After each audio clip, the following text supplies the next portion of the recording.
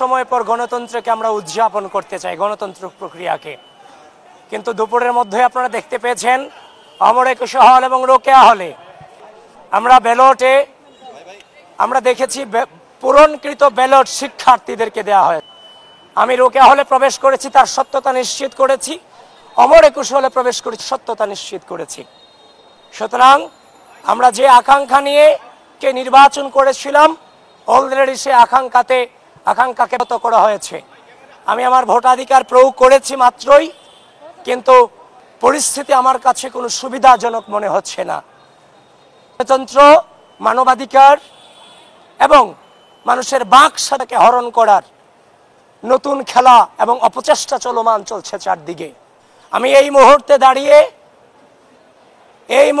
দাঁড়িয়ে চারদিকে যে ভোটাধিকার চলছে, যে কয়জনই ভোট দিচ্ছে, যদি কোনো অনাবাসিক শিক্ষার্থী এখনো পর্যন্ত ভোটাধিকার প্রয়োগে আপনারা না দিয়ে এখনো বাসায় থাকেন, আমি আপনাদেরকে আহ্বান করছি ভোটাধিকার প্রয়োগ করার জন্য আসুন।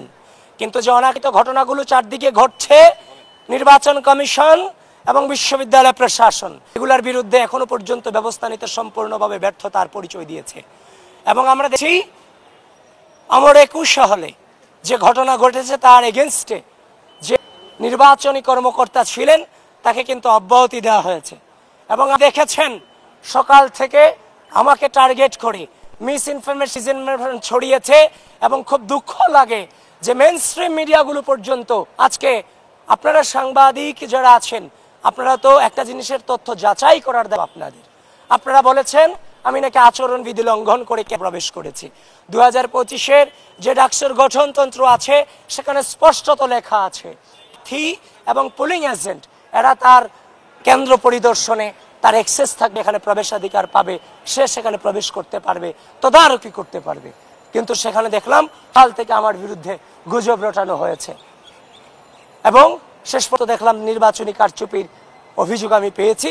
এখন আমি আবারও যাচ্ছি রোকেয়া হল, আরো বিভিন্ন হলে কিছু কারচুপির অভিযোগ আমরা স্পষ্টত পাচ্ছি এবং আমরা মেইনস্ট্রিম মিডিয়াগুলোতে নিউজ দেখেছি শিবিরের বিরুদ্ধে প্রশাসন কারচুপির প্রমাণ পেয়েছে।